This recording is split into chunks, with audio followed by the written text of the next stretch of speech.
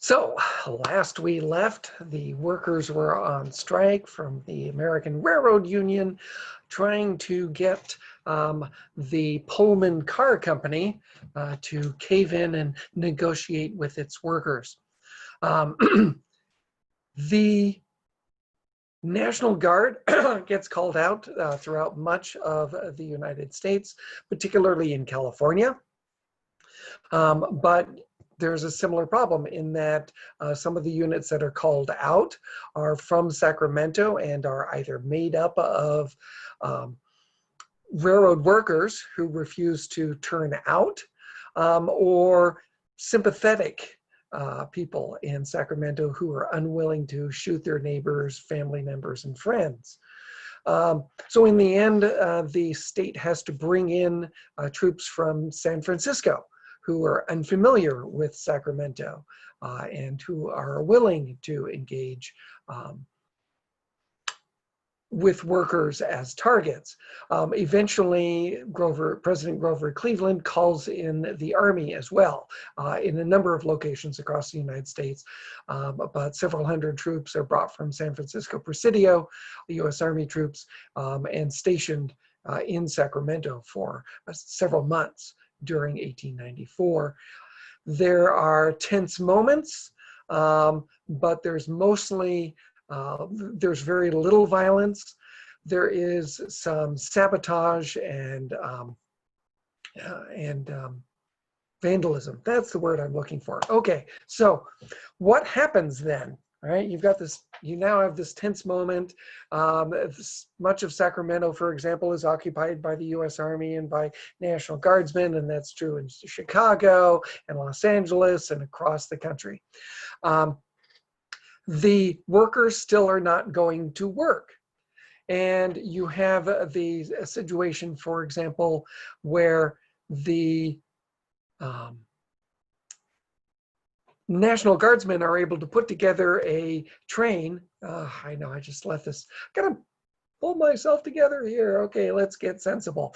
This train is the first one to leave Sacramento, and it is guarded by several dozen National Guardsmen. It proceeds over the Sacramento River and through the Yolo Causeway, and then derails going over a trestle. And the train plunges into the water, killing the engineer and 3 of the soldiers. So we do have some danger that's occurring here. The president turns to his attorney general, who happens to be a railroad corporate lawyer who's actually still getting paid by the railroad corporations to work for them while he's supposed to be attorney general. So not surprisingly, he sides with the railroad companies and said, here, I've got a plan. Here's the plan. The workers can't simply be forced to go back to work. However, most of the trains that would pull Pullman cars would also be pulling a United States postal car.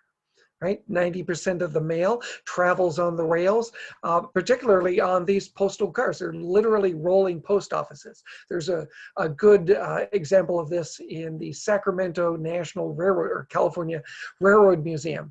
If you're into trains and you end up in Old Town Sacramento, stop by the museum. It's well worth a visit, and you can go on to the train and you can literally practice sorting mail.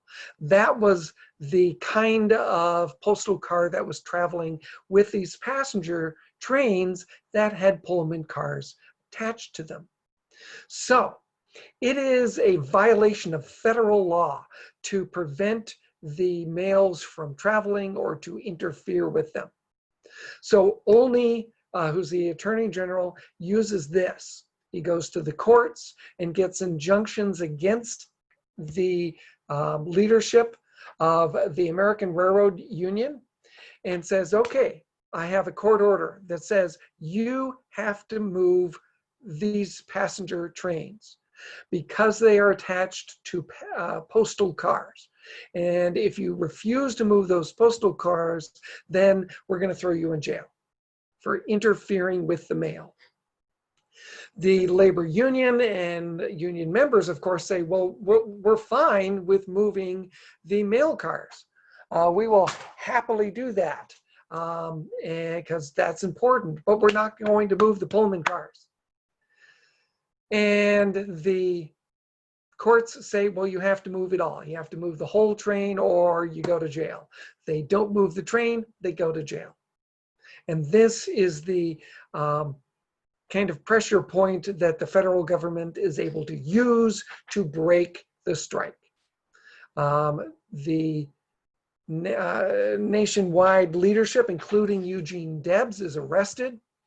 And local authorities, local leadership are also arrested, and the rest of the labor union realizes we've lost, right? Because we're either going to go to jail for interfering with the mail, or we're going to have to move the cars. We're going to have to just give up.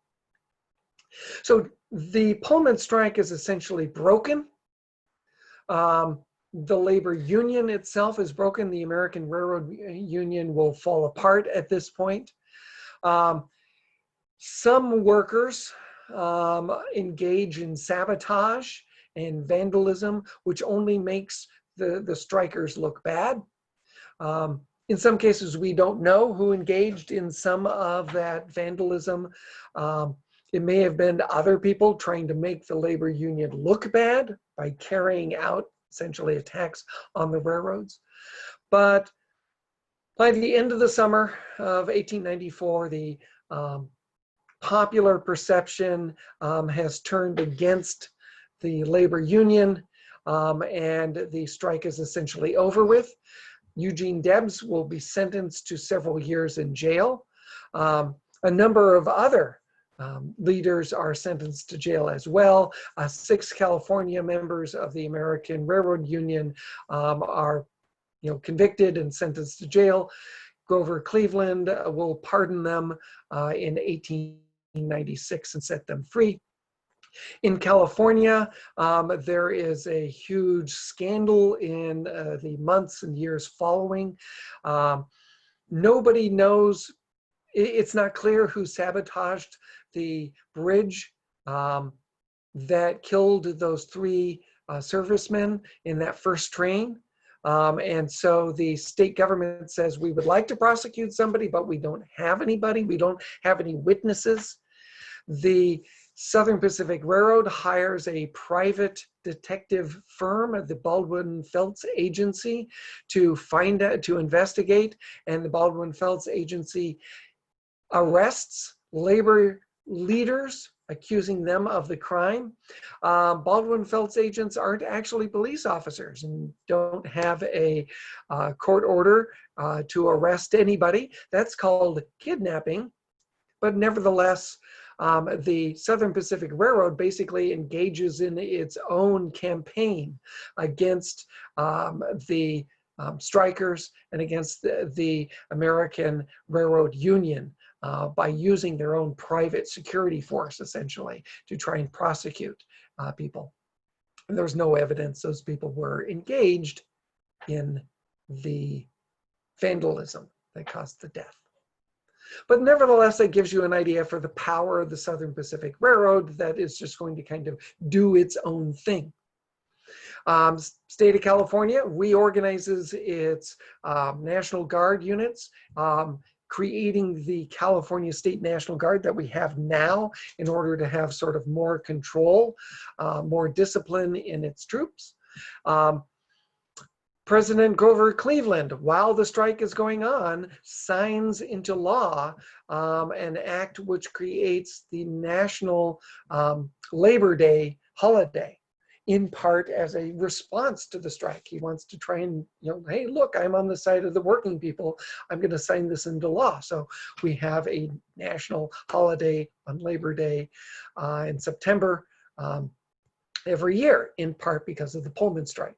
Kind of a weird consequence, but there you go. So if we went back here a little bit, These labor strikes that we see emerging in the late 19th century because of industrialization, as workers try to hang on to what they have or to improve their situations, um, kind of highlight the amount of conflict that is going on in the late 19th century. And it doesn't stop with the 1894 Pullman strike. It continues and continues. And we'll see some of this, particularly when we get to the 1930s, and to some extent the 1910s. And Americans wonder, where is this all going? Is this where we're just going to live from now on? That Americans who are in the laboring classes are simply going to live endlessly in poverty. Their children are going to work in factories and mines. And we're just going to have to accept this and the violence that we see between the corporations and the workers. One science fiction writer in the 1880s publishes a novel called Caesar's Column, in which he looks at America 50 years in the future.